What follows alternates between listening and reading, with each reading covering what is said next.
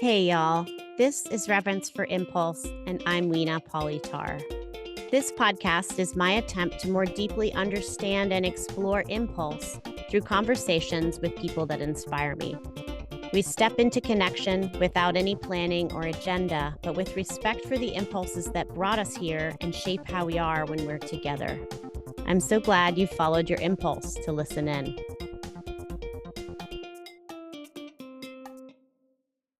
My guest today is Molly Caro May.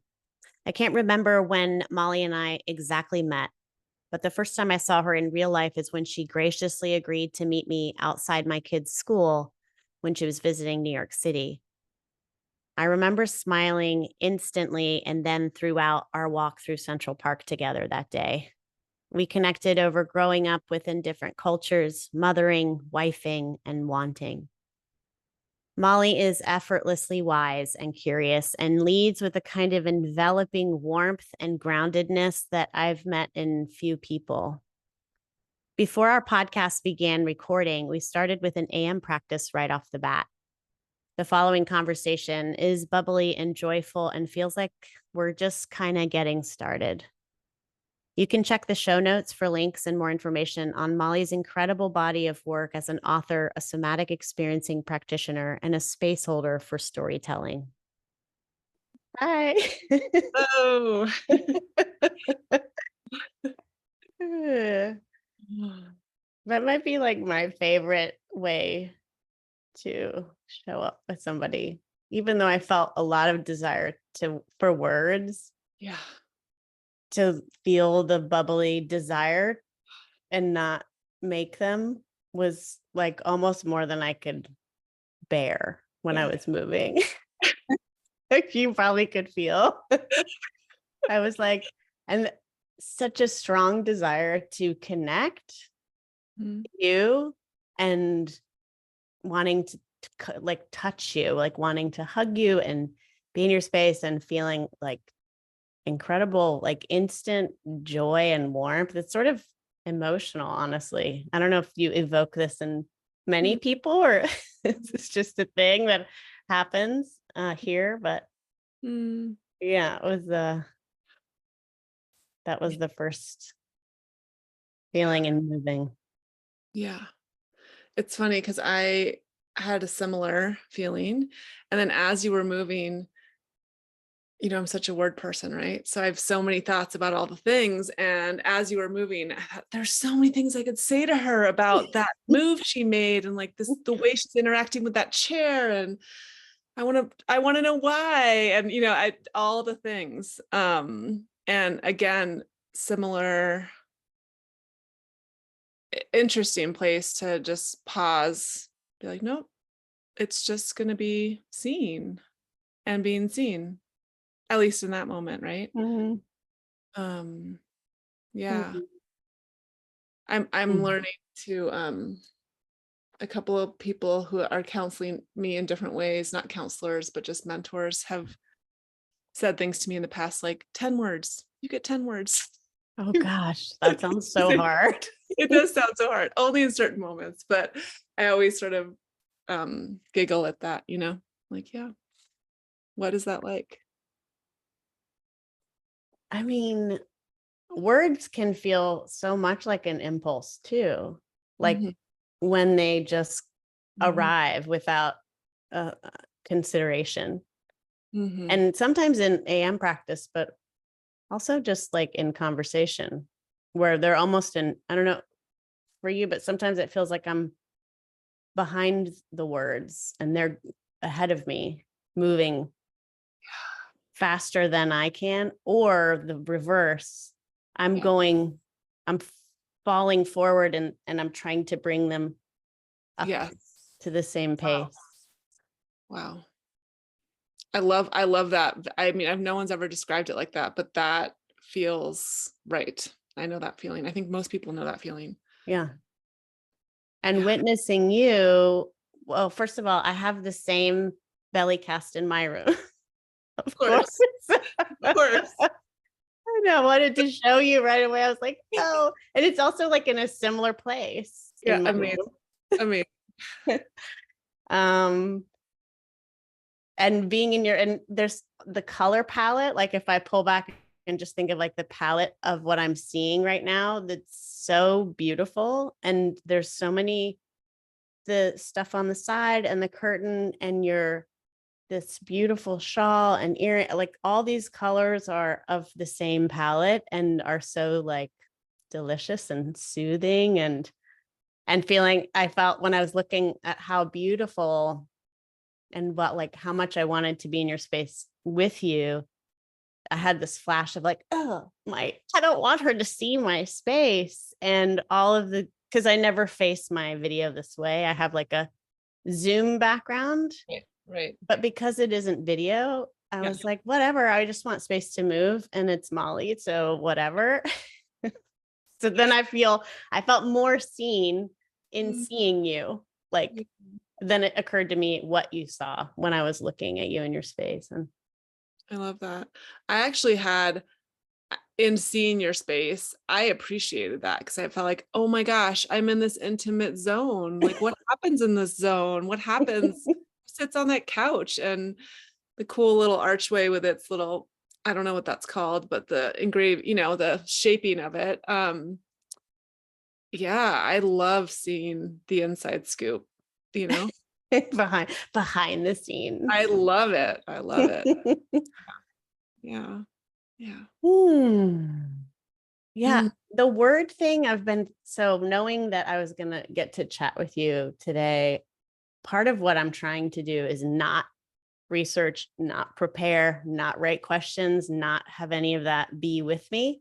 mhm, But it's almost harder as somebody who really likes to prep a mhm. lot to not do that. So I kept finding myself considering questions like, oh, I want to ask her, which is okay too. I was like, whatever, I don't need to be dogmatic about it. Yeah. Just, um,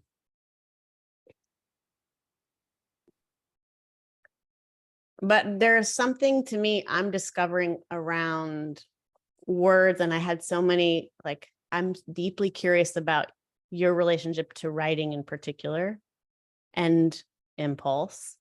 Um, and how, like that feeling I was just saying, where do you type or write? Both.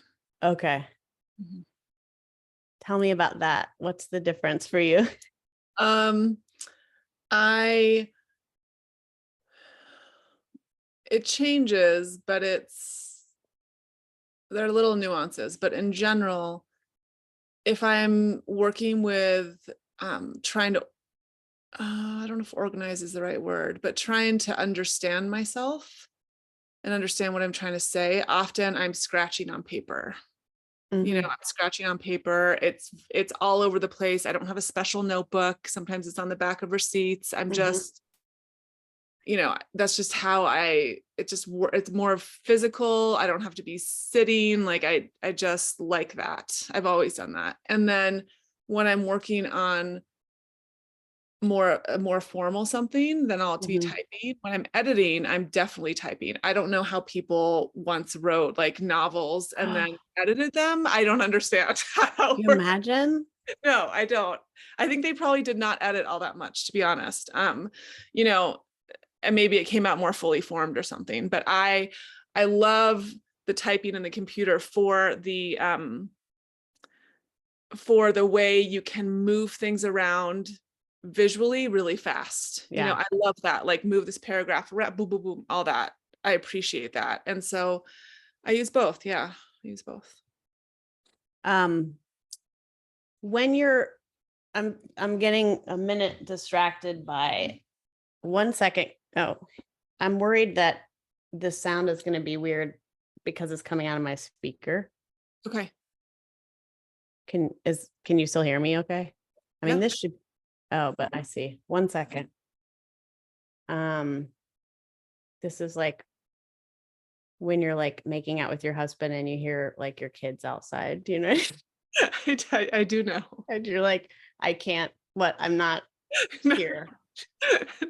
1 second. I'm going to remedy this before it's too late. Um,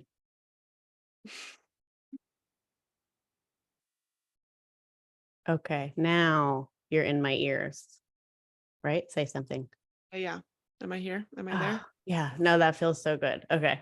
Now I feel like you're with me more. Great. It's a physical thing, and then I worry about the sound. Yeah. Okay. This is the same, but this is when you are on pieces of paper, is there a feeling of like needing to capture or get it out of your body? Yes. Yes. So often it's, oh, something just, something's working and I want to do this, I want to, I don't know. It's interesting use the word capture because I use that word a lot and I've been asking myself about that word. Like, what is that word? Am I trying to capture something? Am I literally trying to like, boom, do this to it? Or is there another word?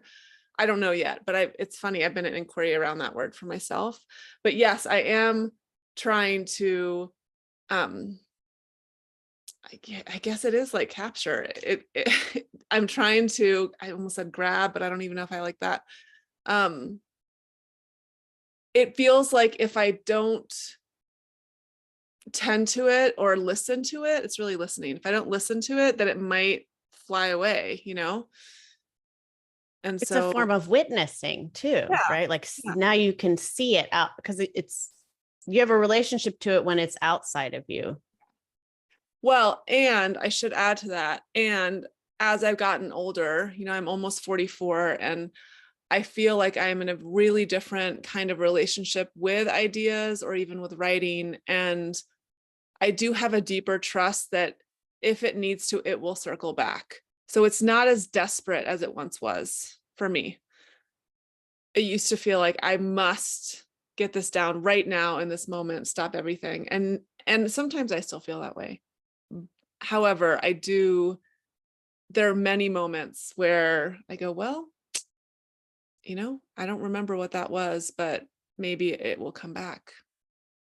And oftentimes it does actually. So I love that. I love being in that astral plane space, with it and going, okay, come back to me, please, if you need me to be here for you idea, you know? That's such a deeper trust of what wants to come forward will Yes. when the conditions are right again. Yes. You know, Absolutely. Yeah. is that so? The idea of writing a book is bonkers to me Mhm. just Yeah. because it's so hard for me to write anything. And I obsess in all probably the wrong ways in construction and arrangement. And then having this deep desire for it to be completely authentic and flowy.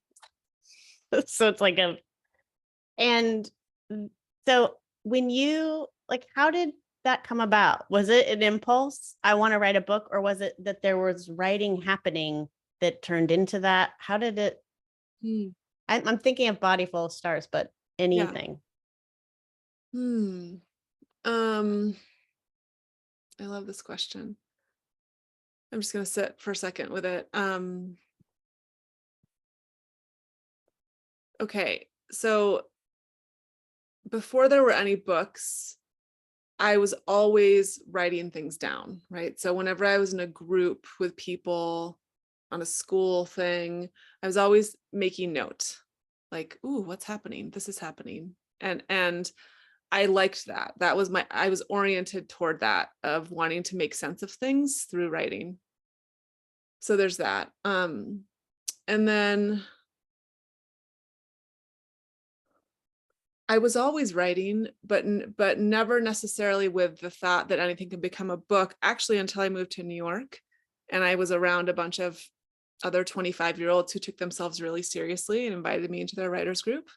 And they were like, why wouldn't we all write books? Hello, you know?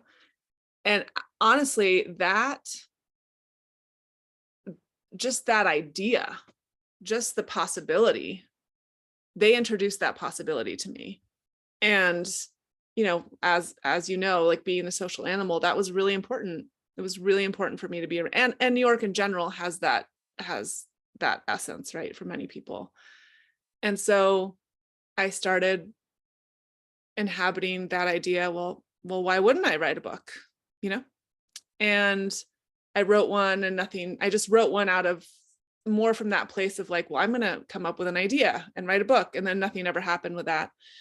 And then the first book I wrote was when I moved here to Montana, and my husband and I were building a yurt, and our boyfriend at the time. And I was just writing about it because I felt like I want to capture this. Right. And I think the impulse, the impulse part for me is wanting to make something beautiful. And you talked about composition. I get so excited about that. I get so excited about structure, breaking the structure, creating a new structure. What does it look like? Where do we start? Where do we end? Knowing that it's all going to change most likely once I'm in the process. But that for me is a very exciting entry point. That isn't the case for everyone. So some people, start just with the sentence.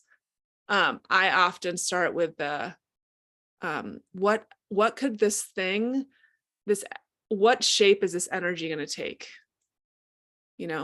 For me, literally, because I consider, and I've written 2 books, I consider both of those books, they're like friends, or I don't know if friends is the right word, but they have an essence separate from me.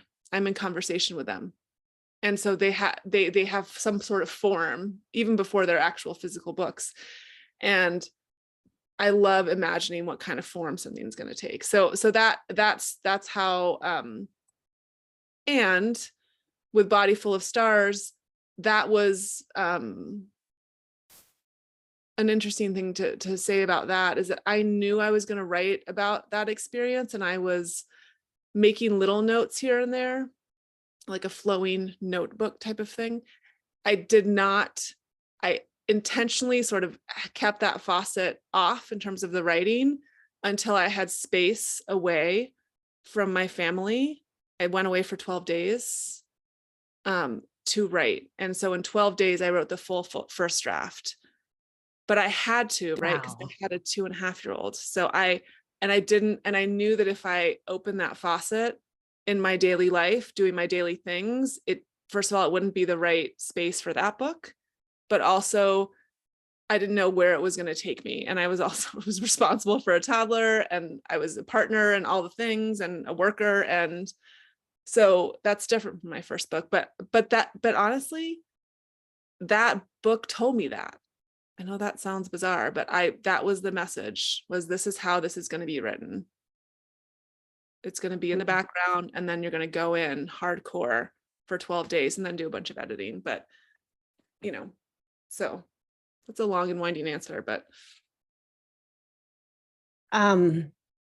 It speaks to something that I'm thinking so much about right now, which is the impulse of things that aren't us, that we're relating to. And I'm in the process of making a dance theater show. I hope you can come. It's called Monster Morning.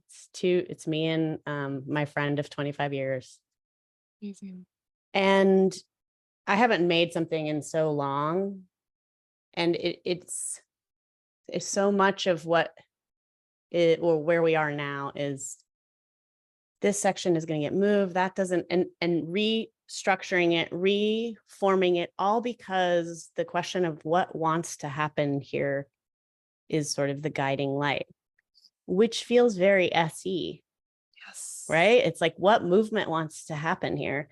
And it's not necessarily my choice or her choice, because it's between us. And even when I can feel, for example, there's for the, I don't know, last 6 months, we made graves out of yoga blankets, and there are 4 graves out for most of it. And we just realized that it's not a graveyard. There are graves, and there need to be only 2. But that just came from like nothing, and it's hilarious because also there's a lot of humor in it. But that was that feeling of when a movement comes out of your body spontaneously. That's what it felt like, which I can imagine with writing. There's a place where words are coming with that kind of impulsivity isn't the right word, because there's a connotation of it being without depth or something, if something's impulsive, and I sort of disagree, but that impulse of this and having the trust of a relationship with it enough that you can let it lead or pull back, or or say, you know what, no, but there's that place. And when I'm just now understanding that the impulses that live outside of us and around us are so much about answering the question of what wants to happen here in regards to aliveness, in regards to thriving, surviving.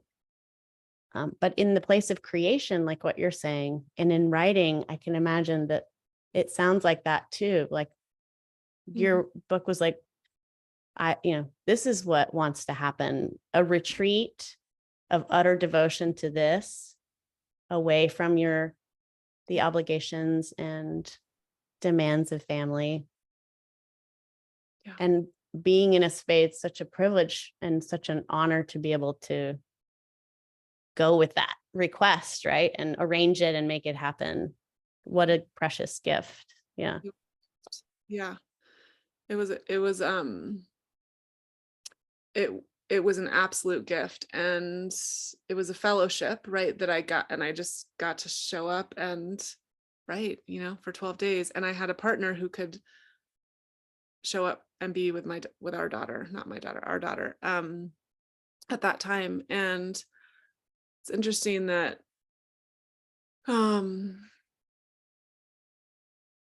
yeah, a couple things, but this keeps coming in and asking to be said, that when I was writing that, simultaneously, yes, it was literally emerging. It's like the faucet turned on, it was emerging epically, like writing for 12 hours a day nonstop type of thing. And I felt like I could feel, I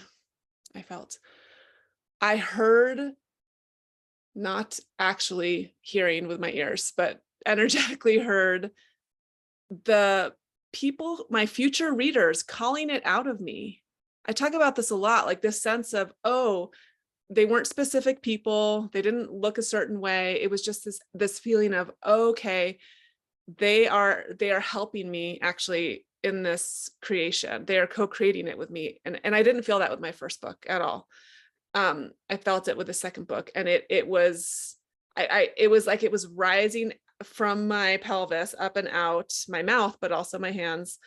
Because I was very vocal at the time when I was writing. It was coming up and out to the call from my future readers. I really felt that. I don't know if I'll ever feel that again, but with this one, with Body Full of Stars, it was there,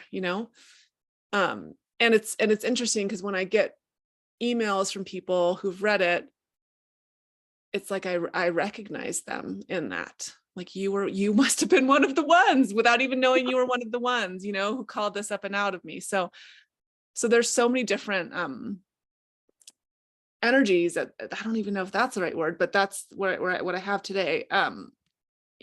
In the creation, really. It's such an honest, accountable reality that there will be people reading it. I mean, I think sometimes we make stuff a little bit in this fantasy, or I don't want to call it that, because maybe it's not. Maybe there are places where you make a dance show entirely for yourself and for no one else to see. I'm sure that exists. But there's something about what you're saying that feels so grounded and honest, which is, I'm making this to be read by people, and there's a relationship already, and there's accountability in the choices I'm making already. And so I'm not going to pretend that that's not part of the ingredients in how this is forming. Right. And that feels really real. That was a huge one for me in this process of making this show, was I want to entertain you. Yeah. I want you to purchase a ticket Yes. and see a dance theater show. I'm not challenging the form. Right. I'm not actually interested. It's actually an homage to this, but I'm accountable to people who are coming to see us, and not accountable in that they need to like it, because that Right. feels different. Yes, But that is different. accountable on the, just a relationship, right? That I know you're here to see this thing that I made these choices about making. Yes. And I hear that in what you're saying, and I appreciate it so deeply, which is there are people, I'm making this to be read by people, and already I'm being witnessed Yeah. by them, even though I don't know them yet, which is so much of what I think I feel currently. Yes. Well, because it's also a conversation, right? It's for me, I kept feeling like, oh no, I want this to be a conversation. I want this to have an interaction sphere, place. I'm not writing this into the ether to never bounce up against another human. Maybe there will be other projects I'll do that for, but this was so clear it wasn't that. It sounds like for you too, it's so clear that, I love how you said, I'm doing this to entertain you. Hello. Like, yes. That feels radical to me. Yeah, I love it. Because there's such a, I mean, there's some, I think there's coy or like shyness in letting the part of me that wants to do a show actually come forward. So that's part of it too, I think, is letting that voice come forward. And I think in writing, that's the part, when I had to write about Seam, it's really hard. I don't know how to bring language to it. I don't know if it works to bring language to it, or sometimes it does, but then I feel held by those words and limited by them. And I guess that's something I'm curious about too, is how do you, so the fear for me in writing is the word capture holds there because it does feel still. Mhm. And the things that I make are never held. Mhm. They're never still. You can make a video of a dance, but that's a video now. It's no longer a dance to me. It's a film. It's not the same. But dances, authentic movement, nothing, even working with people, none of it's ever, there's no relic left that's still. And the idea of something being still that is capturing a moment is so scary to me. Yeah. How do you deal with that? I feel it. Even as you're saying it, I can feel my whole body squeezing. I can feel the squeeze. Whew. I love, first of all, everything you just said about how the movement isn't ever still, that I'm really appreciating that, and the difference between those two, the words and the movement. Well, how do I deal with that? I will say that okay, a couple things. I love how language rubs up against itself, right? I love how words literally rub up against each other. So even in the staticness of this is a sentence on a page, obviously, as you know, you read it, there's rhythm in the voice, there's rhythm in the way the way the words speak to one another. Sound. It's sound. It's literally what it is it's sound, you know? Yeah. And so it's like music in that way. And I love music, and it feels like music. And so again, within the staticness, it does feel like the sentences are vibrating to me. However, they're on a page, and if they're printed, they're there forever, right? So that's a different thing. And that piece, I did have some very real fear when Body Full of Stars was coming out, that I was going to be labeled as the rage lady, and or that someone was going to take my kids away from me, even though like there's nothing about my kids really in there. And there's nothing to stand on with that. My husband kept saying to me, like, why would anyone take your kids away from you? Like, this isn't about you hurting your kids. This is about you hurting yourself, basically, and he was like, and hurting me. So, and hurting him. So, but so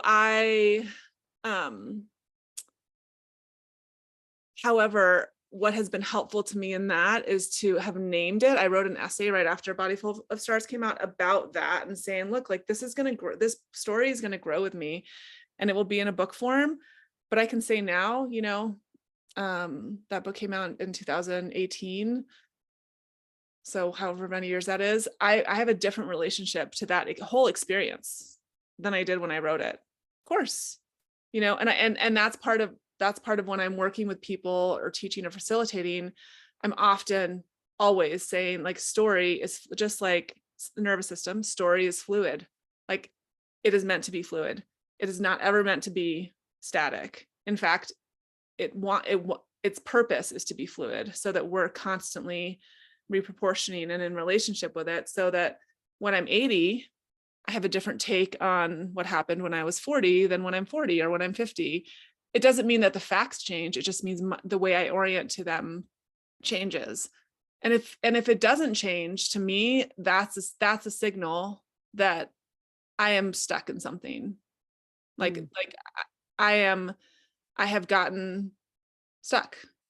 And so in terms of like a printed book, I just have to continually talk about it and put things out that just, let people know a new orientation to it, or even ask the question out loud, or that kind of thing.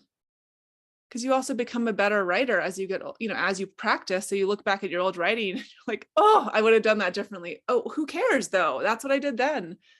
And I was proud of it then. I'm still proud of it, Yeah. And it's a moment in time that your relationship to changes, but also the people reading it are always different and changing. So it's like, I can hear the same piece of music, Yes. 10 times and hear it differently each Absolutely. time. Or a picture of us at 13, you have a relationship to that snapshot that changes. I think it's, it feels so much wrapped around ego. And for me, around the word accountable keeps coming back, but like accountable for, yeah, but you said that you think this and now you don't. Yeah. And there's that fear of Yeah. being, and of course I don't. Like, of course, I guess part of me wonders, in the world of writing and writers, is everyone sort of on board with the idea that that was a moment in time, and of course you're evolving? I don't know. I don't know if everyone is. I mean, I would say for people who are journalists and who are regularly read, like in that kind of way, probably not. I mean, talk about being held accountable for every single word, or anyone who has like a massive platform where they're sharing ideas. I mean, the public holds those people to their words big Right. time, or politicians or anyone. I mean, and that makes sense also, I mean, that makes Right. sense. And I think when people are talking about their own personal story, which is what I work with mostly, it Mm. feels different, because someone Mhm. can say, yeah, I felt about that. I felt this way when I was 13 about being 13. And now, I have a different relationship to it. So I guess I'm feeling myself going like this and separating those to go like, there's personal narrative and then there's like bigger ideas. Though I would say actually, the doctors I respect the most in my own life, people I know who are friends who are doctors, or even my own doctors, are the ones who say, I didn't know that 5 years ago, and now I do. Right. And I actually, now I'm going to work with this differently because I have this new information, as opposed to the doctors who say, well, I've always done it this way, so this is how we're doing it. I don't want to be with that doctor. Like, I don't Right. want to be with someone who's too scared to admit they didn't have the knowledge or the information, or even the inclination towards the information 5 years ago, but now they do. Like, I want to, sorry, to be clear, I want to be with the one who is evolving, not with the one who's static and this is how I've always done it. Right. Like something else is guiding their choice making, right? Whether it's research or Yeah. what is most effective for my patients. Like, that's Yes. actually more important than, yeah. Then who am I as a doctor or whatever, I don't know how I ended up in the doctor zone, but I think it's important Yeah. to just name these like different places that words are used or stories are used. That's super helpful. And I mean, also politicians, like imagine that there would be an opportunity for a politician to say, I really did, go for reelection based on that. And I feel differently now. Can you imagine? No. And the public can't imagine that. And therefore the No. politicians can't imagine it. There's no space or permission for that. Yeah. But in our family lives and in our friend lives, I feel like there's so much potential for that fluidity. And I believe that oftentimes people without even knowing they're doing it, keep each other, they sort of collude with each other and keep each other stuck, instead of saying to a friend, hey, I've heard you say this like for the last 20 years in the same way, with the same language, in fact, and I love you. And I'm sorry that shit happened. And, it wasn't right and all the things. And I'm just wondering how it feels to say that same sentence over and over again. I appreciate it when people say that to me. I have a lot of people in my life now who say stuff like that to me, but perhaps because I've asked for it, right? Or said like, I'm like, please, yes, say it. But it's helpful. Totally. I think I would say my husband is that person who will say, what does that even mean? You're still saying that. Do you even mean that? Yeah, because I guess narratives, I mean, we work with this in SE all the time, but how the narrative begins to shape the pattern itself. And that part of the pattern's limitation is in a attachment to the words, the actual story, that it actually can't, the pattern won't shift until there's an ability to reorient to a different place in that story and see it from a different side or perspective. Or I remember do you know Bio Akomolafe? You actually. Oh, okay. Him and his work. Yes. He's so influential for me in that he always shifts my thinking and what I think I know, or how I organize my worldview will just sort of turn it inside out. And he does it different ways with, even, and I incorporate this now in orienting. Maybe we've done it together where in SE you're taught to orient to the environment. But sometimes I ask to imagine how the environment is orienting to you, like shifting that, and that makes it so alive to me. How is that plant seeing me right now? It feels like really good information, because whether that's real or not is irrelevant. The words and story that I'm shaping around it are. Yes.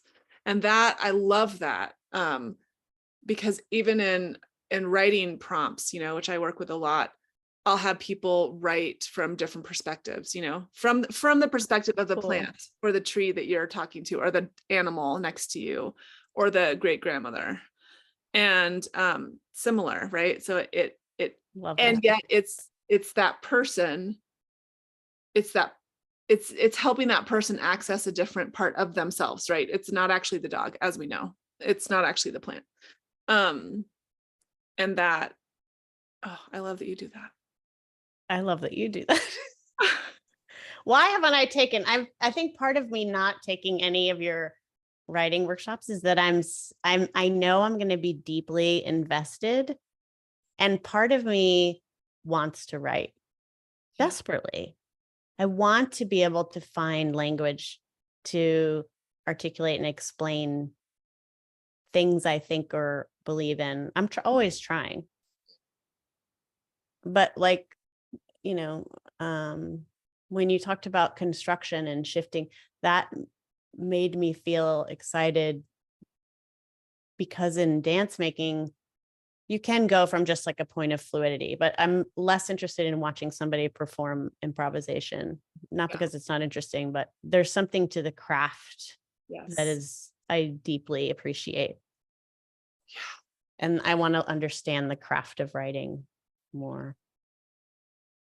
It's interesting to hear you say that about your own relationship with writing, because when I receive the emails that you write, I feel like you're really in relationship with the words. Like you feel very there with the words.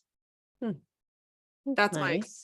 that's my experience. Hmm. Like, oh, I would have never used this word here. Weena's using this word here. That's so cool. Like I feel like, in that pleasure kind of way where you experience something and you go, that is really, I wouldn't have named it like that. And I'm learning something from the way that that person has named it, or put the words next to each other. That's my experience of reading your emails.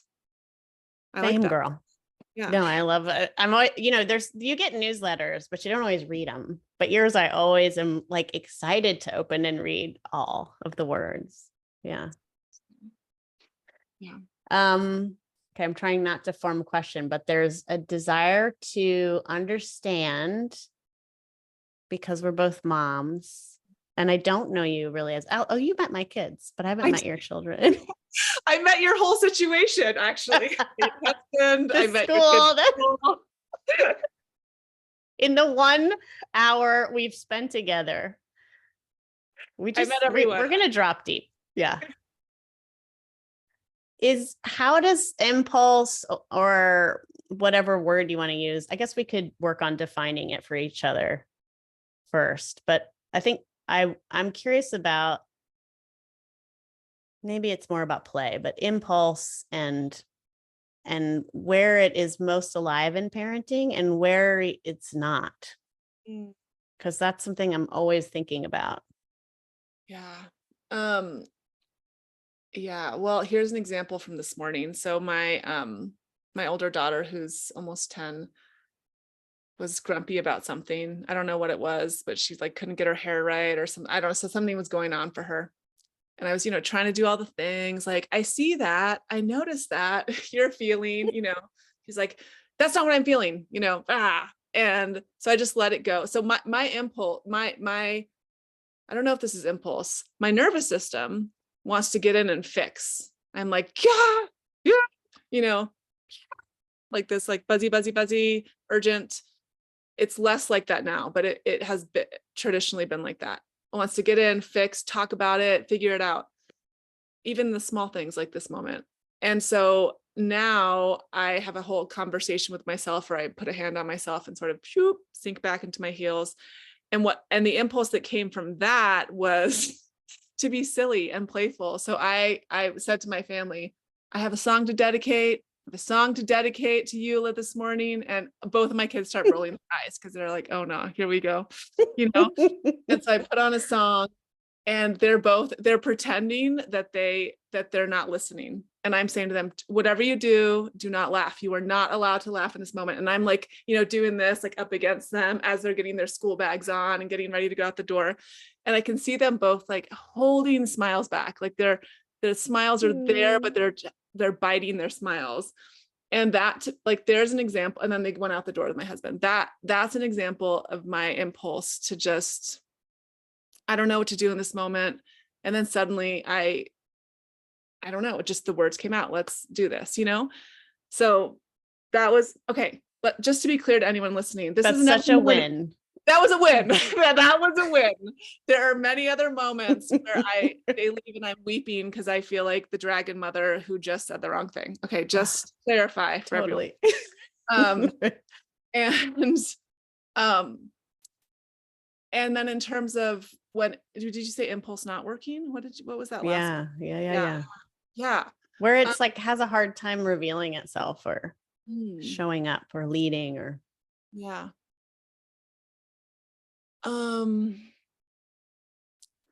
That's an interesting one for me because as you're saying it, I can feel myself going like tick tick tick tick tick because I'm such a forward leaner, doer, beer inner more than I am a collapser, more than I am like, I don't know what to do in this moment. I overdo and oversay.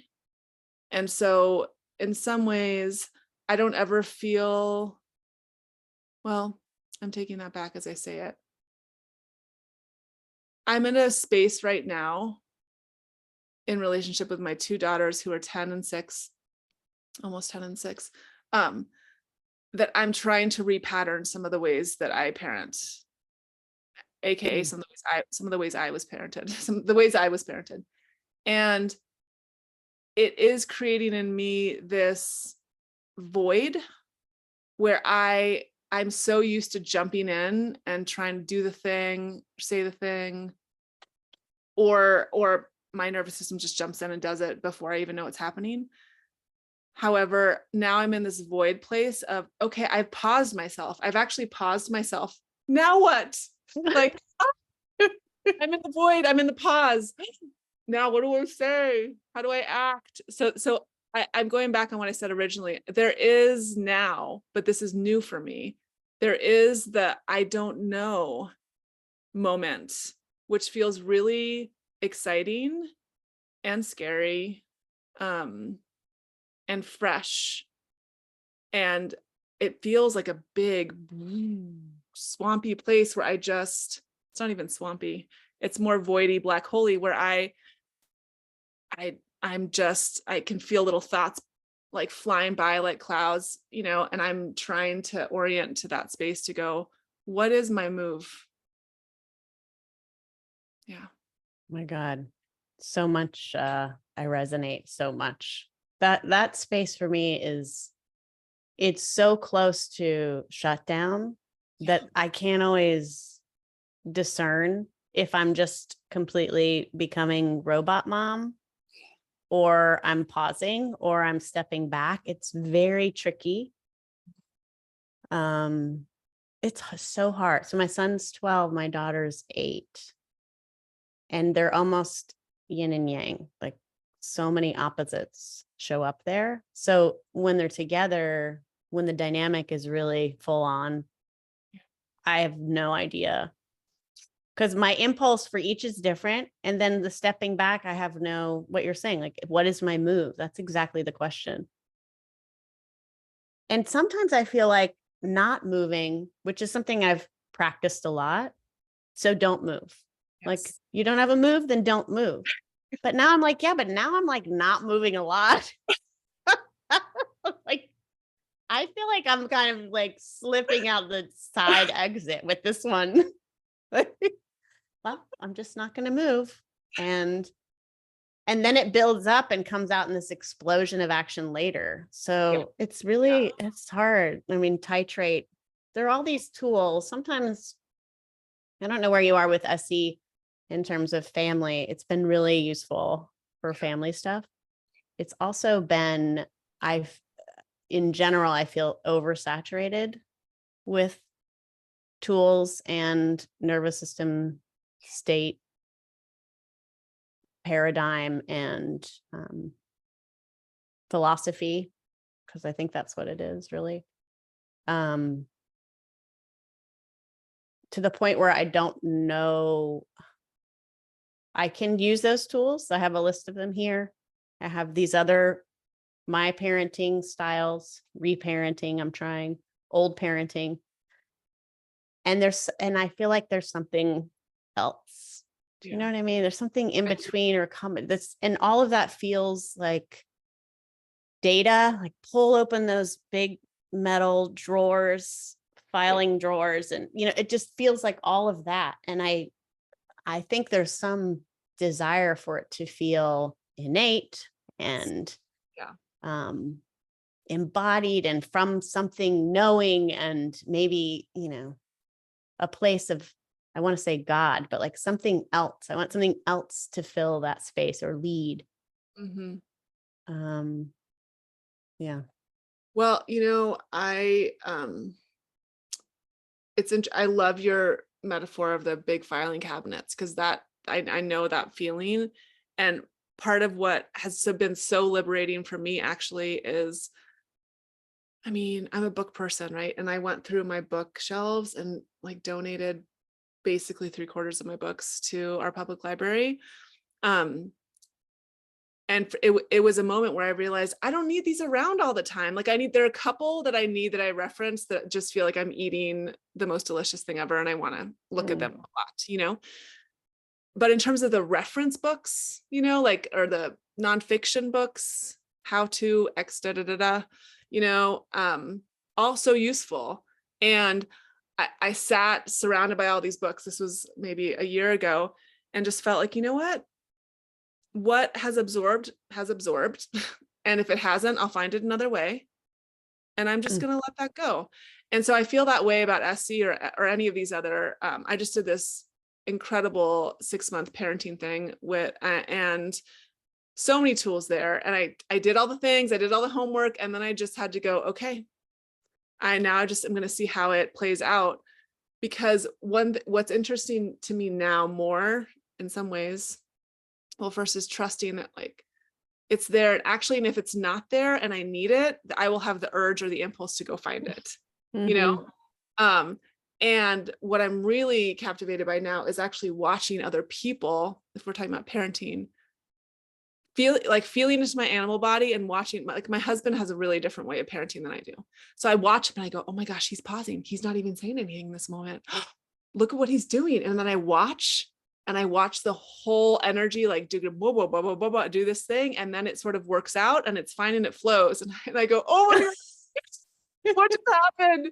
He did that. And I feel like that. And of course, there are other things I do that he learns from too. So it's not just one direction, but or other parents I know, watching them respond to their kids. I feel like that's where my attention is drawn, because I'm learning where they pause, where they don't, how they say things. And we're always doing this all the time, but I feel like my attention is more there than it is in reading a book about how to be a parent. I'm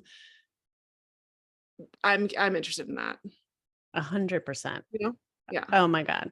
Yeah. I think we used to do this thing where we would go, my friend had a place upstate and there was like another little house, and we would go bring our families. And it was super fun because it was very commune style. The kids would be running back and forth and you would share dinners, but it was more than just having friends over. It was living with and seeing what you're saying, where I didn't even know some of those things were choices or options. Like, I didn't know you could do that. I didn't know you could just decide to have a bath in the middle of the day because that feels good, even though, I was just sort of, and the exposure to that. I love what you're saying, because that feels like where I learn the most. Yes. And I can feel it because I've experienced it, and rather than consumed it in a way. And that feels so practical and useful. And it makes me realize how crucial my relationships with family, friends, neighborhood. And I always feel a hunger for more. And because it's New York and there's such a density of humans, I also want space and boundaries that are really clear. So yes, I don't know if you have that. What's your community like in terms of how you share those spaces? Well, it's not something where I walk out of my house and I'm on the street with millions of people, right? So there's that. But we spend a lot of time with other families, a lot. So on the weekends, we're all doing outdoor things together as a family. So our kids go off with other adults, we have there, I would say probably 6 to 10 other families where our kids or their kids are like flow between the families very easily without their actual parents being there. I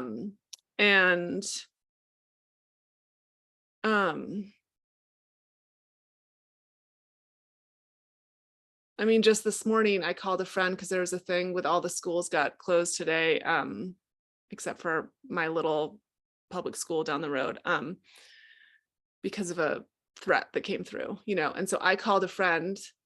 That was very activating for me. And I called a friend who is she's just fucking practical, this person, and I knew to call her because I'm like, I need to call her, not my other friend who's like me, who's going to be like, that we're going to be on top of the roof together. And it was so helpful to hear the way that she was relating to this. And it did something for me, And so I guess what I'm saying is that we all know, we have certain people in our lives and we're all in teaching each other.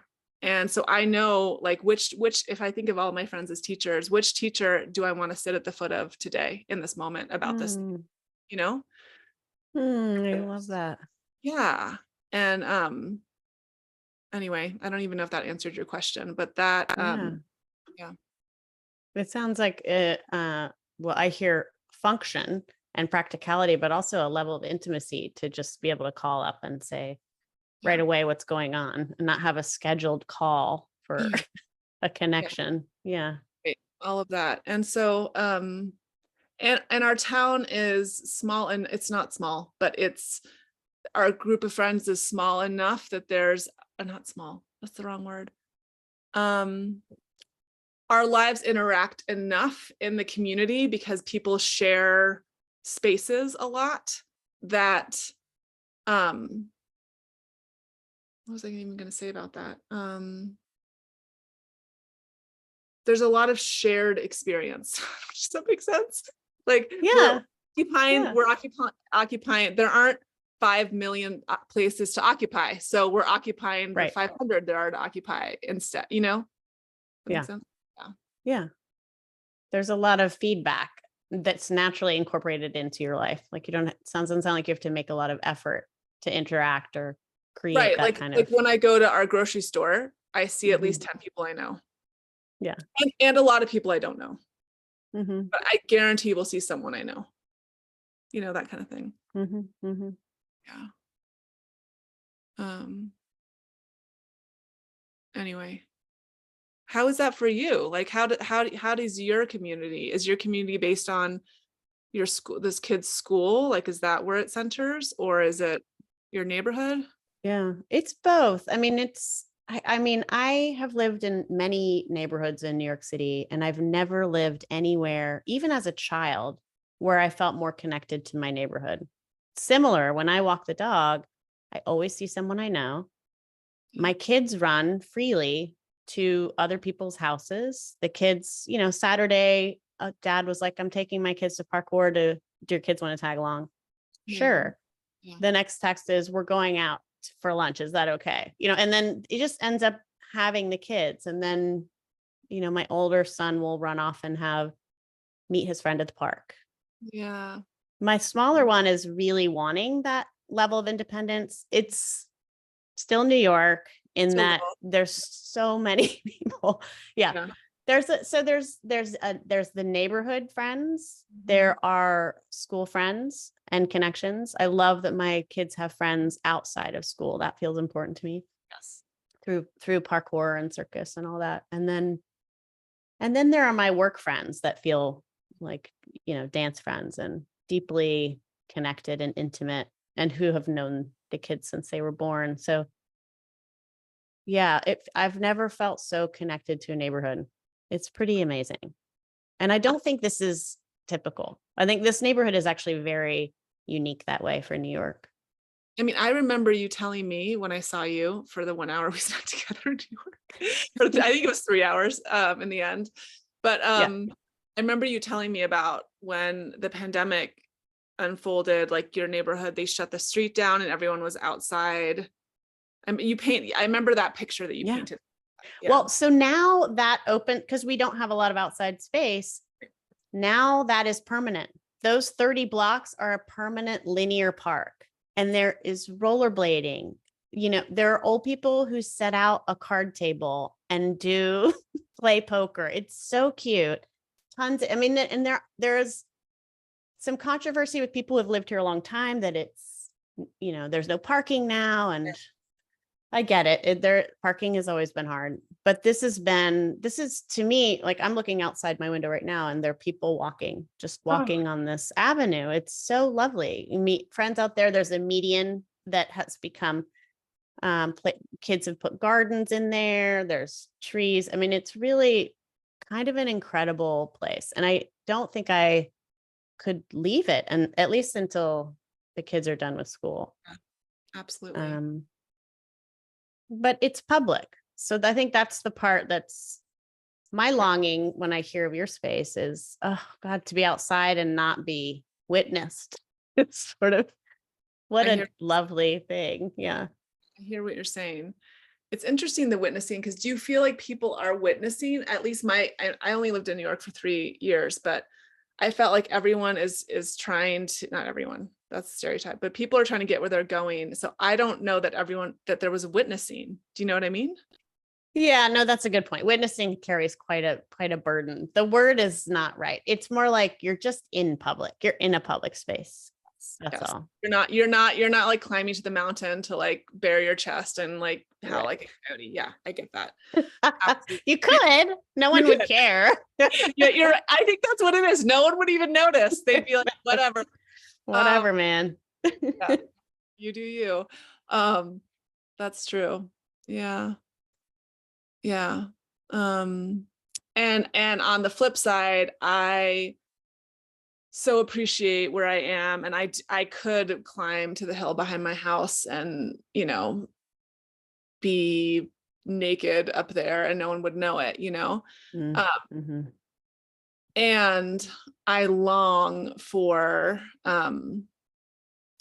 people walking in front of, like, I long for old people with card tables outside my house. I mean, I do. Of course, I think we all long for all those Yeah. things.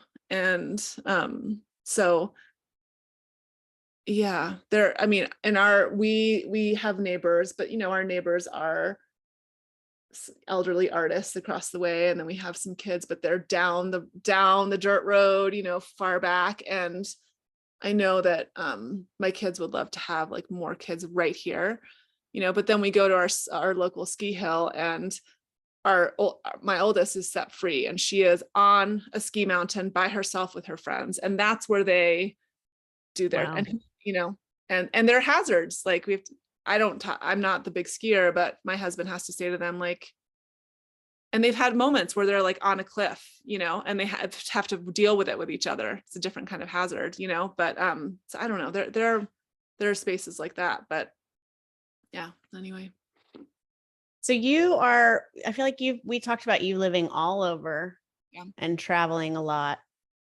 Is that do you feel settled? Do you feel like you're being led by rooting and building, or is there a part of you that wants to run Yes. away and explore and Um, both?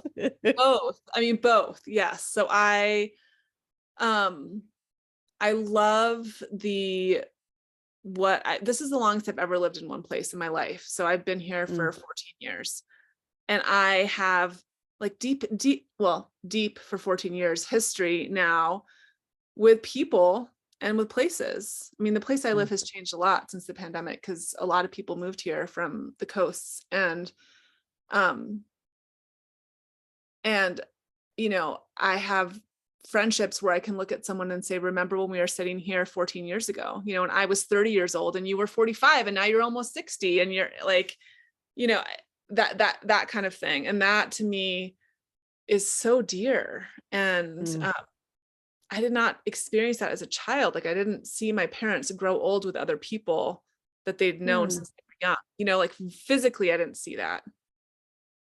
And so I love that. And I absolutely have always the wanderlust, but more the curiosity.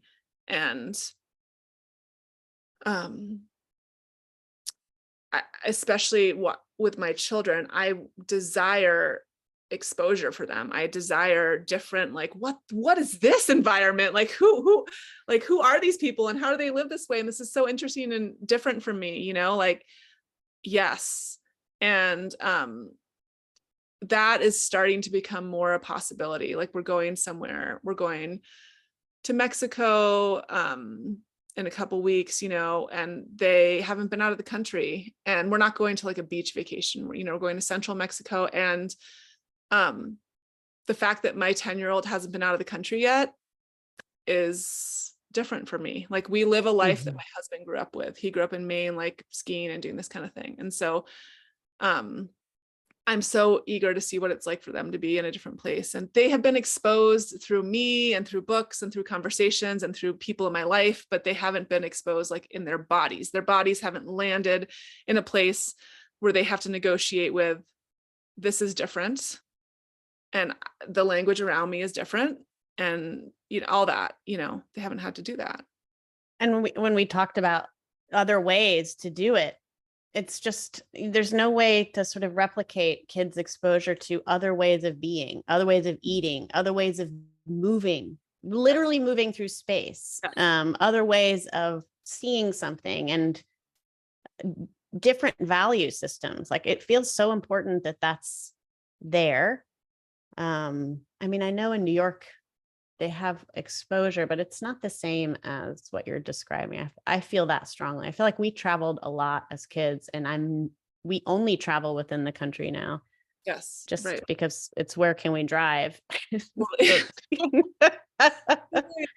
Right. I'm not going to buy a plate six. Although I will say my stepson, who's 20, is on this incredible solo European Sure. backpacking trip, Mhm. just explore and living for, $12 a day. Yes. He Yeah. saved all his money and is doing this incredible. I mean, I just found out he's in Italy now. I mean, so they're getting it. I think, Yes. and there's a desire for it. Who knows how that will shape them? It's hard when I think for me, having grown up having that be more normal feels Mhm. like an exceptional, um, childhood in many Yes. ways, you know? Um, and it also right sized this culture to me. Do you know what I I love mean? that. I love that verb. Yeah. Because I think that sometimes I think, and I see it in my husband who hasn't lived outside of the country, that you can't know unless you have lived somewhere else. Yeah. And the idea and the culture of this country feels so all encompassing and large. You can't really imagine other ways. It really takes living there to understand you Yeah. can eat soup for breakfast, or it's not strange. Yes. Yes. And that's the thing, is that we can tell our kids this. I say a lot of things to my kids exact like that. I've even said that to them, that soup for breakfast. Just funny that you say that. And but it doesn't, I mean, it's an idea. Right. It's an idea. It's not something that their bodies know. And so yeah, there's so many different directions with that. Yes. But the depth of place that you're talking about, the relationship to place also, we moved so many times. Yeah, totally. The fact that my children are in the same apartment with a stable Yes. family situation is wild to me. I don't know what that's like. And, they're getting something different. Yeah. Well, and maybe that's the seeking that happens as people individuate, is that they start to seek a little bit of whatever they didn't get, um and then there's a natural, maybe, but there's a potential natural sort of, like, not balancing, but just this that happens because Hmm. yeah. Toggling. Yeah, yeah, toggling. Uh, How are you doing? How are you doing on time and all that? I'm doing okay. Yeah, yeah, I'm good. I just checked. Tell me what's coming up. Like, what's lighting you up, and what are you excited about? Where do you feel the most movement? Wow. Okay.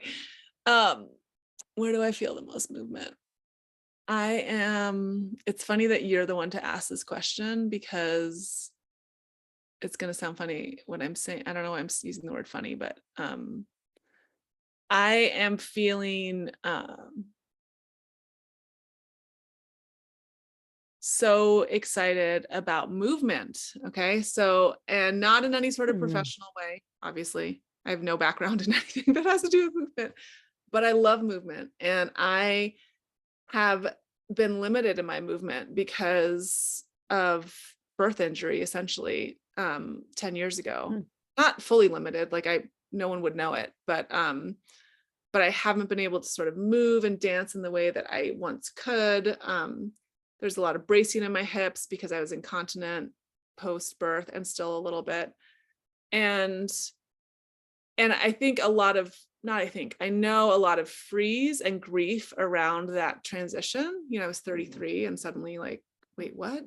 I'm like PL over myself now? What's happening? And Mm-hmm. so, and then like mothering and just trying to like do the things of mothering, and then all the hormonal changes. And literally now, 10 years later, or maybe 6 years later, my little one is 6, I feel like I'm coming out of that space and going, oh, okay, I think I have capacity now to sit with the grief, not just the anger.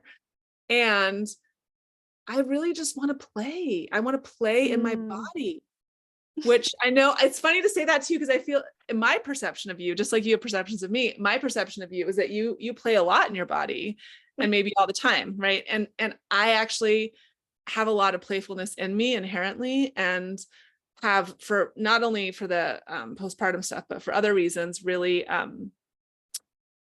not fully expressed that. And it now is so eager to be expressed, and not necessarily to be witnessed. I mean, there isn't, again, it's not like a professional thing, like, ooh, now I'm gonna like create a dance performance. It's more this feeling of, that's all I want to do. I like want to go to dance classes and movement classes and just like be weird in my body. And Yay. yeah, I know. And do words attached to that? Maybe not. I don't know. But I just, that to me feels really alive. And yeah, I don't even really know what else to say about it. It's that. When you were describing like dancing this morning, I felt it. I was like, oh, she's play, like, and silly. Yeah. And yeah, I felt it right away. That's so exciting. Do you Yeah. think it's shaping your work in a Yeah. like sneaky way? Yes, for sure. It is shaping my work. And but it's edgy for me, it's like, it's edgy. The witnessing part is edgy. So or the being witness part is edgy. I can witness, but so yes, it is shaping my work, because I mean, I do a lot of, the story, it's story plus SE, right? So I do a lot of posturing and like exploration of that with people. And I just want to be bodies in a room together and see what happens, Mm, you know? I yes. don't even want to sit anymore. I mean, the other day, and I've never really loved sitting, but um, I was so, I had a couple things come up that were really stressy and, or just hard interpersonal things with stuff happening for my family right now. And I could feel myself, my old pattern of like, okay, this is a lot. Let me just like go sit on the couch and like pretend that nothing's happening and like not move so that I don't feel anything. And instead I got on my balance board and I put some music on and I was like writing a newsletter, and I just started moving, and that to me felt like, yes, this is what I want. I just want to be moving with whatever it is that is showing up. And I have 2 dogs who I move a lot now in the house, and they're side-eyeing me all the time, like, what is this lady doing now? Like, why is she putting lipstick on? Why? So I feel like it's really fresh and unformed, and I don't even know how exactly it's making its way into my work, but I do know that it's the place that has a lot of energy for me, that I feel like I'm moving, like I'm forward. I had forward motion around. I feel like you're foil right now, which is, I am learning containment. Yes. Like I'm learning how, and not, so sitting meditation I did for years and it never was great. Like I just numbed out. It wasn't really, it took a long time for me to be honest and say, this is not my jam. And that's okay. Cut to me moving. I mean, I've always moved a ton to damaging degrees, certainly through like pretty um fucked up relationships to limitation and like learning where the edges lie. Um to now being in a place where it's similar with food, feelings, language. I process quick. I metabolize quickly. It moves through me. I want it to move out. I want it to move through. There's a lot of movement. Mhm. Slowing things down, Mm. even to the degree, not to TMI, but like taking fiber to slow it down. Yes. Because Yes. there's a lot of movement, and Yeah.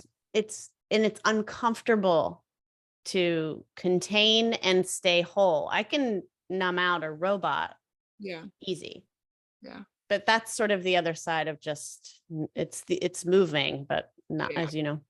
But so it's interesting to think about sitting with Mm. and staying Mhm. like vibrant and staying inside what's happening without moving it out. Yeah. And I feel like in this time in my life, because my relationship to movement is, I overcorrected to Mm. stillness and control, and now I feel like I'm kind of inching back towards movement and wanting to play with limitation and edges differently, and trying to understand where those are, because I don't always trust my perception of them. Similar with stillness, like I don't always trust that I understand how to sit with something. And that's it, even when it comes to writing, the idea of when there's this incredible anxiety of sitting just to write a newsletter, to sit and make a thing on the computer has taken, I would say, 2.5 years to be able to really do that, to even sit in a chair. So I have a standing desk, I have like all these different options.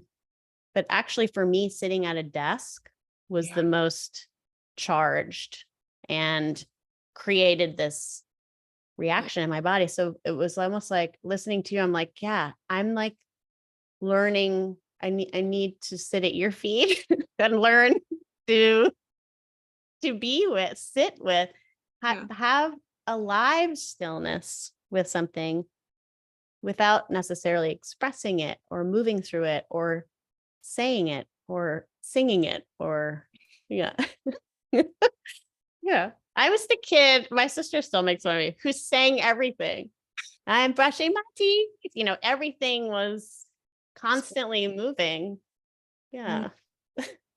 It's sweet to picture you like that, and as a little one. And um maybe this is just I don't know, as you describe it, it feels again like the energy of like, okay, so maybe that was more your innate energy, right? And now you're exploring something different, or there's this, right? That's the pendulum, right? Or the um maybe it feels like there is a whole, this is the image that just came, like a whole buffet of ways to be a human. And we come in with like, a couple plates of food of who we are. Well, or who we're conditioned to be or whatever. And then maybe as we get older, we go, oh, there are all these other ways to be, or to like be in my body, and let me try these on because they're not familiar. And maybe they're teaching me something. I don't know. That's what I'm hearing. Totally. I And love that. Yeah, absolutely. And mhm. trying it on sometimes means feeling into the awkwardness of it for a while before it feels like mine. Yeah. Doing this, like sitting with this thing here, you're the third person that I've done this with. But the first was I was moving constantly. The second one, I was trapped. Yeah. I was stuck in this whole trapped down situation where I like had to stay this, and my whole body was like shut down and sweaty. It's Yeah. not working. It's not pleasant. And now I feel like I'm kind of finding the in between place. And Hmm. I mean, I think witnessing has been a teacher for me in that also. Like to be witnessed or to witness. To be a witnesser, to be Hmm. the person in the role of witness, to be the practitioner inside an SE session, or I feel like I've learned so much from holding that role, and from doing so much less. Yeah. Yes. Less. Yeah. Yeah. I can see that. which is that feels, even as you just name that, it feels like that's probably not only you or only me or anyone. There's a bigger structural conditioning around what it means to like do a job or show up, and that it's supposed to look a certain way and it's supposed to have a certain outcome.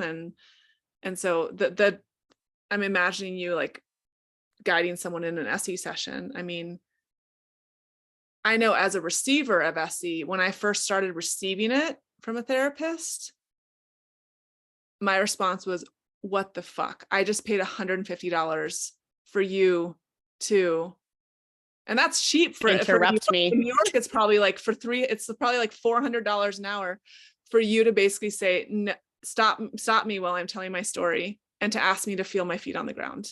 I mean, I was, Yeah. holy smokes. And that it took me probably, and I was even being trained in SE at the time. So I had like an insider scoop on why this was useful. And I would say it took me 8 months to a year to settle into that. Mm. So all I'm saying is like, I think there's a bigger thing for us to trust it, to trust the pause or trust the slow, you know? I will never forget one of the most influential teachers of my life, this woman, Karen, who I think of all the time. She was one of the trainers in Phoenix Rising yoga therapy. And she had a way of being in a room that it really felt like you were with someone who had a direct line to the cosmos in the most grounded, funny, playful joy, warmth, like just, and I remember her saying, because I would literally lean forward when people were like, there's such a desire in me to connect. And she said, sit back and just know that they can feel what's going on for you. And that it was enough that I didn't have to say or ask, but to trust that they're feeling it, even if someone's having a hard time or breaking down, and all of me wants to extend care and connection, that actually just having those feelings was enough. Was the first time I felt a glimpse of learning inherent value. It's like, and she was such an embodiment of it. And I think about her a lot when I'm in a practitioner role or facilitating. And I think about how, you're saying the way we've been trained to offer and these exchanges of connection, like, let me be valuable to Molly. Let me offer something. Let me, have a moment of where I'm interesting, or I say something fun, or like, there's always a real drive to create value because we don't think it's there just by showing up. And I think in authentic movement, like, that's one of the most potent things for me is you can just sit there. Like, you don't have to do anything it's not for me. And yet something happens where I deeply value you, not because I was told to, but something happens where that turns on. And I wonder inside, like, what are the other places in our culture and in these places where we share togetherness? Can we really inhabit that Karen quality of just, I know I've got a direct line. I don't need to prove or create value here. I don't need to create value here. We tried this improv once, which was, the idea was that it was a value-free zone. I love it. What do you do Yeah. in a value-free zone? I don't even know if that's real, because clearly we're valuing a value-free zone. Right. Doesn't quite work. But I mean, I think in terms of your work and writing and any creation, that there could be an impulse initially that's not actually about, this is really valuable. It's actually something else. Value is created by it becoming. It's what it needs to be. But don't you think that initially it's not like, ooh, this will be valuable. right? Right. That Exactly. impulse is something else. Yeah. Well, in terms of making, I think the original seed impulse of making is not about, let me make something for someone else to consume. Mm. It might be, I want to have a conversation with someone about this, or I want, it might have that, but I think, yeah, no, it does come from a different place. I just want, I'm a human, I'm a human mammal, and I'm a maker because I'm a human mammal. And so I want to make something. I mean, we're not, somehow I think less so modern society, but somewhere along the way, like, people, separated like the creative people from the other people, which is just not even a real thing because we all have that. We are all that. And even, a long time ago, everyone was making something, whether it was their home or a pot or whatever it was, food. And so I don't know, I could go down that train, but I'm going to pull myself back actually to say, I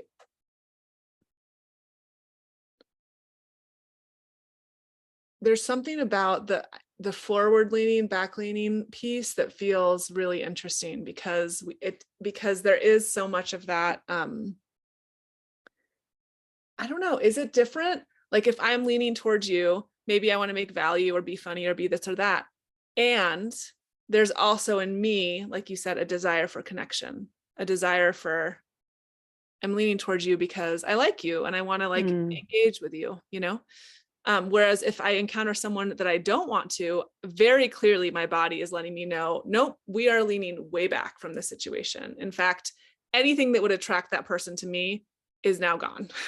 I have now Mhm. taken that out of I am now a robot cardboard human, and it's amazing how we can shift like that. And I hear what you're talking about with your teacher. Like when I first encountered a lot of SE practitioners, like seasoned SE practitioners, I felt alarmed because they were so in their back body. And I was like, hello, nice to meet you. Blah, blah, blah, blah, blah, so like up. And I could feel them. They weren't like, it wasn't like a pow, but I could feel like, wait, something is different in this energy field. Like we're not, this isn't two humans forward leaning on each other and trying to like blah, blah, blah, blah, blah, do this. There's something different happening. And it was confusing to me at first. I didn't understand. My body didn't understand. And now I love seeing that in people. I love feeling it myself sometimes. Like sometimes when I'm Mm. teaching or facilitating, I used to literally be like this, with the screen, but also in person, like literally right next to the person, maybe even with my hand on their shoulder if they needed that, which also is appropriate sometimes, Yeah. but not all the time. And so now I play a lot with that. Like, what would it be like I'm not like taking my energy away from them, but what is it like to literally occupy my back body and just be here and still with them? It's different. Does it feel different right now? Yeah. Yeah, I I just can felt feel, that. did you feel it? Did you feel it? Yeah, yeah, Yeah. yeah. And I think because I tend to, and this is the pendulum thing again, it doesn't feel it to me like that is always the move, right? It's not always the Mm-mm. move to be in like the back body and in this place. Right. Sometimes the move is to be fully forward and engaged in that way. But I just want facility with as many moves as possible to feel into what it's like. And so I can choose or like, And be responsive. Like I hear, yeah, responsive to what's happening too. There is a place sometimes I think that people hold that sort of composure that feels cold or yes, distant for me. yes, And that can be interesting yeah, too. Or it can feel like a power move a little bit. Like I'll yes, just let you spin on out while I'm back here. Because part of yes. me thinks of like the two forward, like the way you were just describing it. It's so adorable too. That It is. sort of the leaning in and the Um, the bubbly, yeah. connecting and deflecting and reflecting, and Yeah.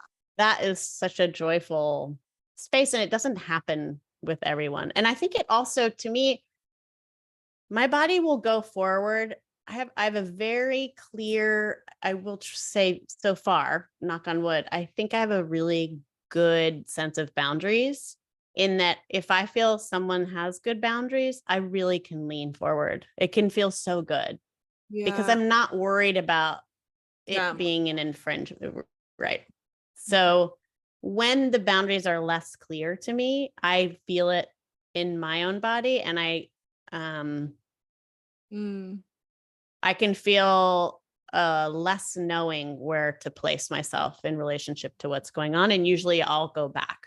I think mm. some people have said like I can be kind of distant and cold. So there can definitely be that retreat. And is Mm. that's self-protective, right? That's you Oh, for yeah. protecting. Yeah. Mhm. Which is I've learned to not be weirded out by. It's sort of like oh no, you're just like you're picking up on like some Yeah. weird boundary stuff. Yeah. I That's think okay. I think that's right. It was hard at first because for somebody who wants to be liked, Yeah. that being such a driving force for so much of my life, that response of being kind of pulled back felt like I wasn't being kind or Right. available, and I needed to work on that. So, Well, it's like you're protecting yourself, but it's also a threat, right? Because mm, that connection might not. I mean, it feels one of the a therapist I've worked with, I just keep coming back to the both and because when I first worked with her, I would walk into her office and she wouldn't like have a big smile for me. She would just sit there and look at me. And I was, what are you doing? Like I, and she wasn't unpleasant. She wasn't like scowling, but she would just look at me and like with no smile on her face. And she very much in her back body. And I was threatened by that. I did not like that. And I couldn't identify what I didn't like about it for a while.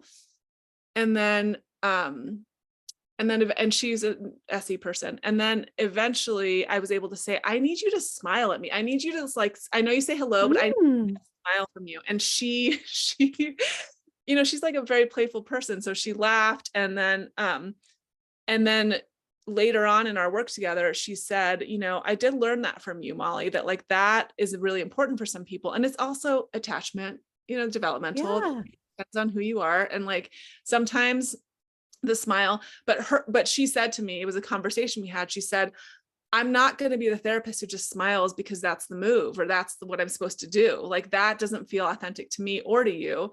So I'm going to like, she was actually trying to meet her own impulse. Like, what's the thing to do here? So I'm bringing that up because it feels like the both and it's like, okay, I'm going to just sit here in my body and wait until I have the impulse to do something. And this person in front of me is letting me know that like,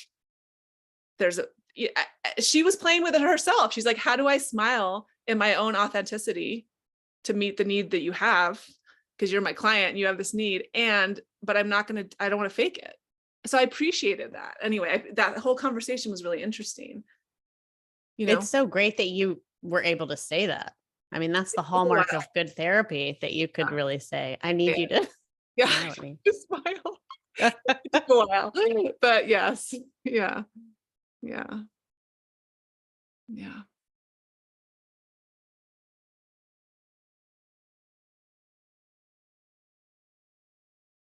I'm looking outside. Yeah.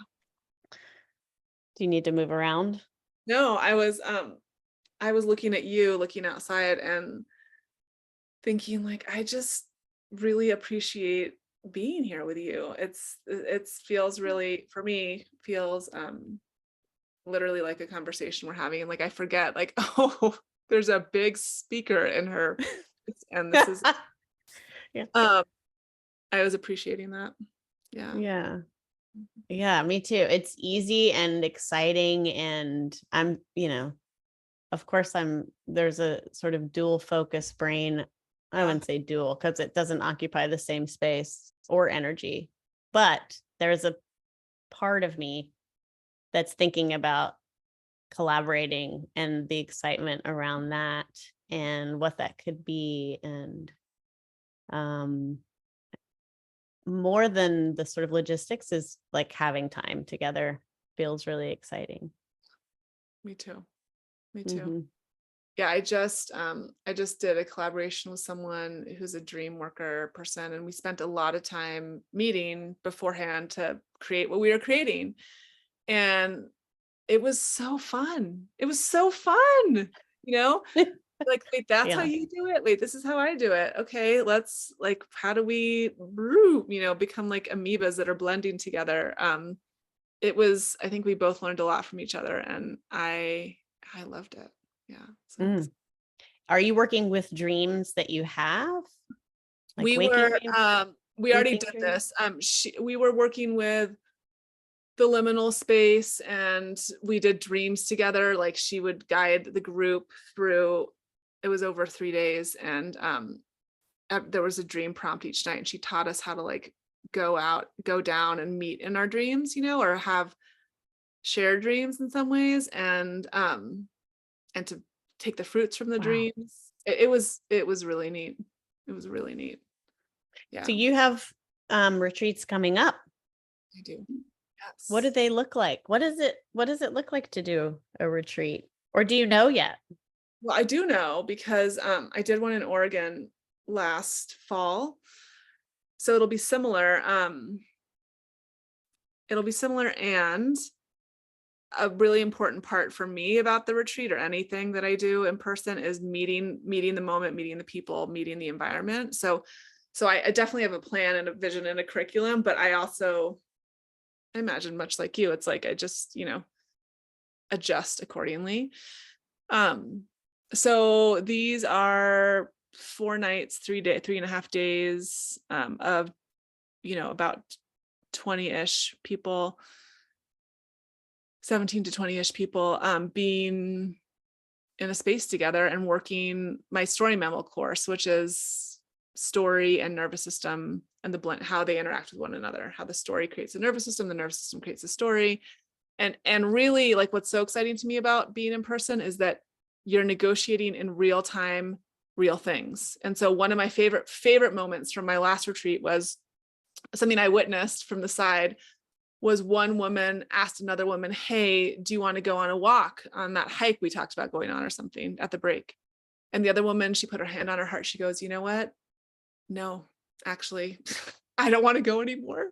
Or she said something like that. And it wasn't like, but I watched her stand on her legs and go, and with kindness be like, I actually don't want that anymore. And the other person going, okay, cool. And because I had set that tone to say, I want us to practice this here. Let's practice these things that are hard to do in our lives, where we say no, or we say yes, or we ask for something, and then maybe even not receive it or receive it. Like, let's just use this as a play Mm. zone for this. And I loved that moment. I felt like something big happened for both of them in that moment. I wasn't even part of it. I Yeah. just saw it from a distance. And so that's the kind of stuff that feels exciting to me, when people are in one place together, Mm. sharing space, sharing time. How can it not just be this idea of like, this is your nervous system, this is your story, but to actually say, okay, let's see what happens as we're together. Which Is sometimes it with retreats feels like that doesn't happen because it's more ideas and people are trying to like be on their best behavior and do, that kind of thing. are the people who are coming, are they writers? Are they people who want to write something? Is it Okay. related to Yeah. writing? This is a good question. And this is potentially where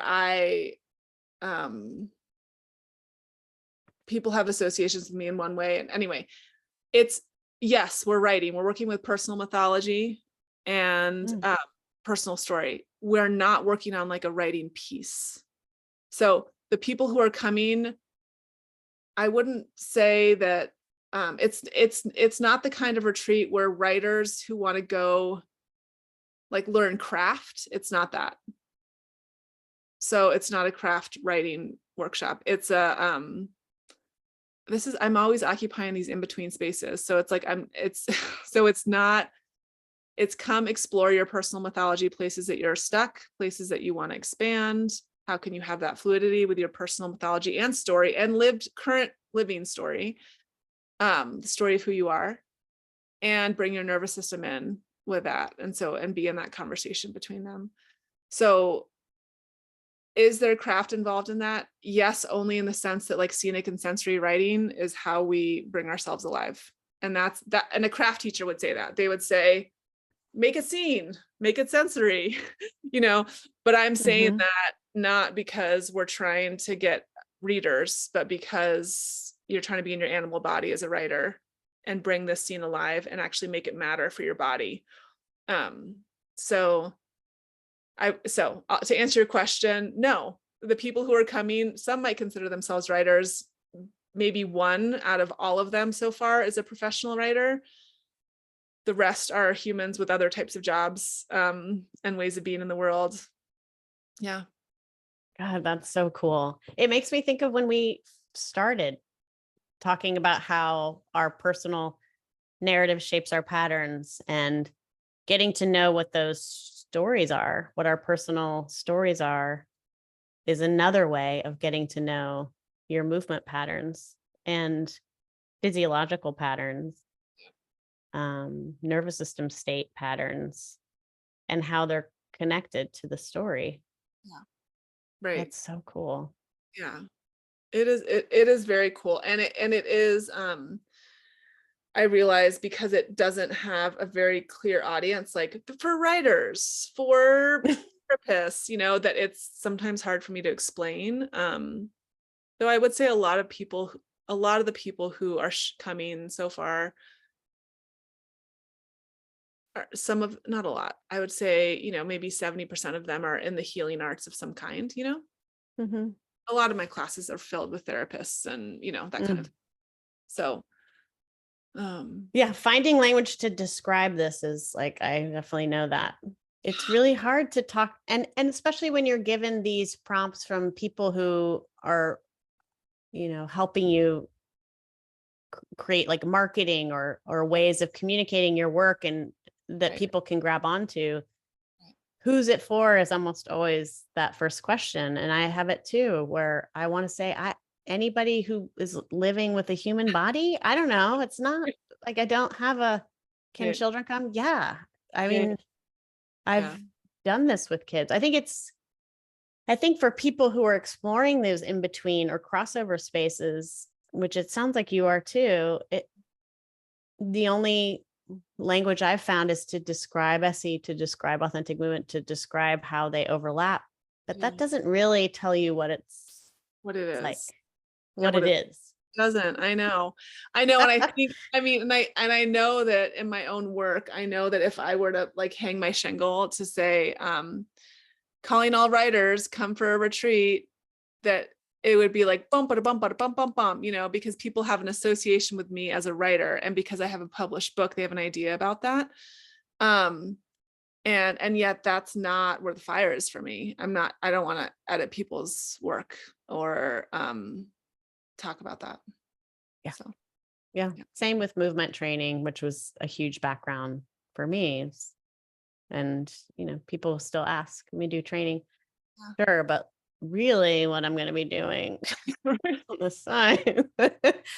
um, Yeah, or like that it's, the minute you say movement or it's in a studio space, people associate movers, Yes. dancers, embodied facilitators, somatic, and I think probably some of my most biggest joys, and probably I sense for you too, has come from people who are not from any of those places, who come into this space so authentically. I remember somebody asking me, like, I don't understand what the word authentic is that you're using. Loved that. Like, I want Yes. that. It holds you accountable in a different way. You know, Yeah. it's It not that feels I don't want to work with people who are ready and ripe and get it. That's super fun, and you can go really deep for sure. But there is something about, I had a blind person do authentic movement, which, talk about challenge. Like, there's no closing your eyes. How are you witnessing? I mean, all the questions are there. And I crave that more. Like, yes. yeah, that wisdom from other bodies. And it makes me think of when we talk about right sizing this culture, I also want my own piece of understanding of this work to be right sized. I want to work with a carpenter or somebody who's like a mechanic. Really, Because I know there's more for me to learn in being exposed to people who are not sharing the same language. Yes.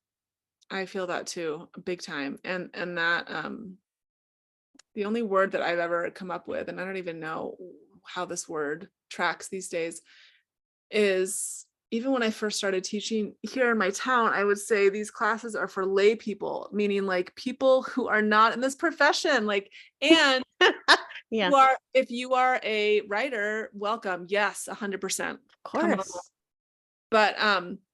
But you don't have to be a writer or have to have written anything ever at all to be in this. In fact, that's so important to me, because it is dismantling that idea that only the writers get to write, only the movers get to move, only the painters get to paint, whatever. Like, it's just, Yes. I just want to go like this to that. And Mm. there's so much injury, at least with writing and probably with moving too, that was done in schools, people being told that they're not creative, they don't know how to write, all this stuff. And so I found I end up doing a lot of repair for people around that. Mm. Who am I to write this? Like, I don't even know how to put, I'm not a good writer. And so that, and repair just by witnessing, right? And so all to say, I'm real, and it's not popular to be for the lay people. Like, it makes more marketing sense to be for the specific whatever the avatar person, whatever the language is, which has purpose, Mhm. it's fine. And the expansion with like having the mechanic come to a dance class, movement class, it's huge, you know? God, 100%. I love that you just said repair, that like your role is actually, and I think it's really important.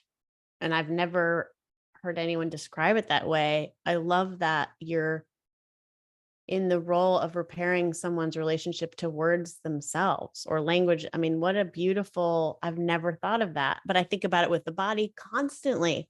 Repairing relationship to movement, like reclaim your movement. Who Yes. thinks you're supposed to be taught to move?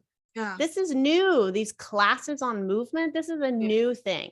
This is Right. not this is Right. not what humans came from. It's Right. fine. Like, sure, incredible skill is, Yeah. of course, a deep appreciation, grace, blessings, all the way. Also, Mm. Yeah. you know, the reclamation of your body and how it wants to move and how it likes to move and what brings you joy, I imagine is the same.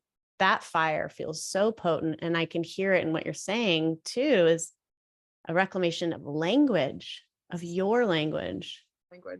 Your language, your rhythm, your tone, your pacing, Mm. not even I coached people here in town, postpartum moms, and also in two separate groups, postpartum moms and then domestic violence women who've experienced domestic violence, coach them to tell their stories on the stage. And so, if you're coaching someone to talk on the stage, there are certain things that people would say, like make eye contact, da da da da, do this, move your body this way, and I try to subvert that to say, like, this is you telling your story. Let's figure out where your own little edges, and how your story actually wants to be embodied and told.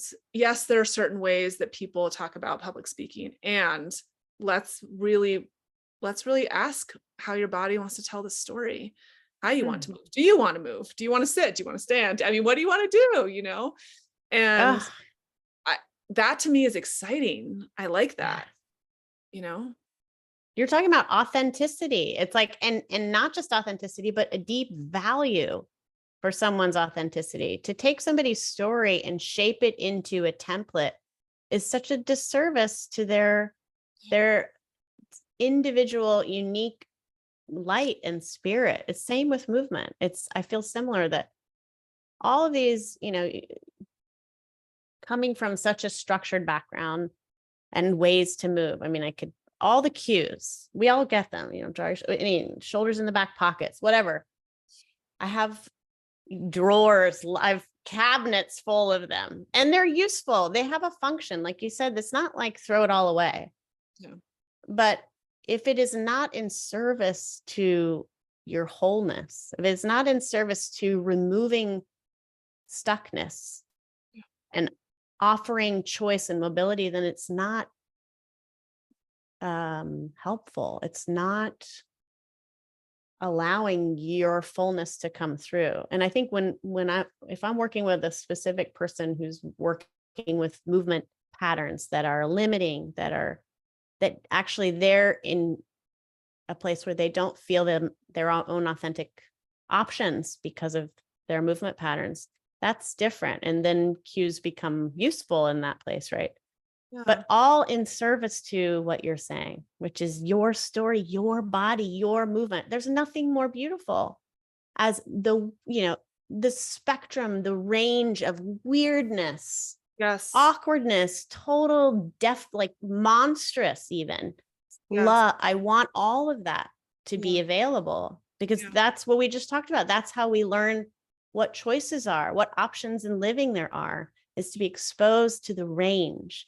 And the more we keep, all of the different ways you take a picture or stand in a position, like the way to do it, there's no doubt that our bodies, and I think our whole hearts and systems, recognize when that authenticity is there. You just Yeah. vibrates, you see it. Yes. Yeah. And you're drawn to it. And that's Yes. it feels like, if we go back to connection and what, again, being social animals and wanting to be in communion with one another, not even communion, but just in relationship, it feels like it is so easy to spot someone in their vitality, their personal vitality. Mm-hmm. And that, like, I want to be next to that person. And it doesn't have to look anything like my vitality at all. Like, that's not even At all. what I want. I just someone in their own vibrant expression. It's irresistible. It is irresistible. It's just amazing. Yeah. And there's all the ability for extending care and compassion for those limitations, for when you see that the loss of vitality and the restriction and the inability to find, it's like, that's painful. You can feel that rather than distance yourself from it, or be, weirded out by it, or othering about it. Yes. I think when you recognize it as that, there's a real desire to extend care too. Yeah. Well, and to extend care, and then that's the titration, right? Or that's a place of potential titration, is to not only extend care, but to notice the tiny little moments where someone does touch their own vitality, and to name it, like, oh, I saw that, like, I see that spark in you. And then suddenly me seeing that spark allows that person to maybe see their own spark, or make it even bigger a little bit, it's like bit by bit. And then suddenly they're feeling the witnessing of it makes it more real. It's not, if you're in your house and you feel that come on, I guarantee there's another part of you that desires for it to be seen, even if you're shy around that witnessing. Because that's what makes it real, the witnessing part. And I mean, you can get even down into the layers of that around reparenting, or the initial baby parent bond of being seen. I think about that a lot with kids when they begin to become self-conscious and lose that undeniable authenticity, but they start to shape and edit it, and it's so sad. And you're like, no, don't do it. I mean, we have to do it. It's what happens when we live in spaces together. But how important it is to just have that, like, I see you, and what you just said, like that spark, I just saw that. It's not a state you could maintain all the time. Who can do that? But like, I love what you just said, which is, it's almost like I could see the page of words, and like, there's those 3 words. Those are, there you are. There you are. There you are. That's what it is. And isn't that what we all want, is for someone to say, there you are, I see. I'm obviously, like, in a perfect world. I mean, not even, I'm taking this back. Not in a perfect world. there is a directive out there that like we're all supposed to be our own everything all the time. Like I should be my own parent, I should be my own this, I should say to myself, there I am, all that. Oof. And fine, yes, let me learn those skills. However, I just think on some level, I'll choose my words carefully. That is not I was about to say bullshit, but actually it's not the whole picture. It does not make sense that we should be these isolated silos who can Regulating. meet our needs. What'd you say? Self-regulating. Yeah, I think that like totally. Not that it's not, but the pressure put on someone to self-regulate is bonkers. Yes. That's how I feel. That's how I feel. And I'm seeing it everywhere. And I'm thinking, wait a minute. I mean, I think that the seed of that is probably right, which is like, let's learn some new ways to like take care of ourselves. Absolutely. But somehow it's getting extreme where the idea is that's what we're supposed to do all the time. We're not supposed to need anyone else. We don't need someone else to look at us and say, there you are. No way. We need that. Like we're actually wired as animals that way. We require that. Mm. I have so much push in me around that because when people tell me that, we're all supposed to meet our own needs all the time, I just feel this like, this does not seem right. That indoctrination came in strong for me growing up. And it's been really hard to dismantle. That I'm self-reliant and independent. And I appreciate the gifts of that strength and direction for sure. I mean, I just moved to New York, knew one person, not really moved in with them. I had never met them. I just graduated college. I didn't know. All of that is a product of feeling independent, self-reliant. I got this. I don't need, I'll figure it out. That's great. That's great. Also, I'm in a marriage where that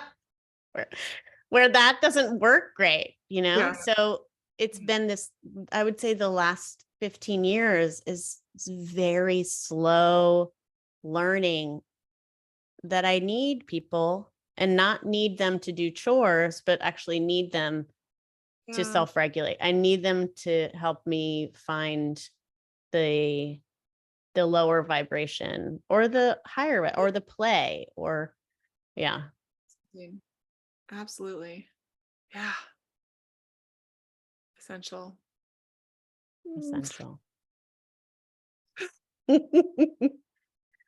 And now we dance. No, I don't know. I do feel like I have to start to move a little bit soon here. Me too. There's something so comforting for me knowing that this is like just the start of the Molly and Weena connection. Yeah, me too. Yeah. What do you have coming up today? What are you moving into next?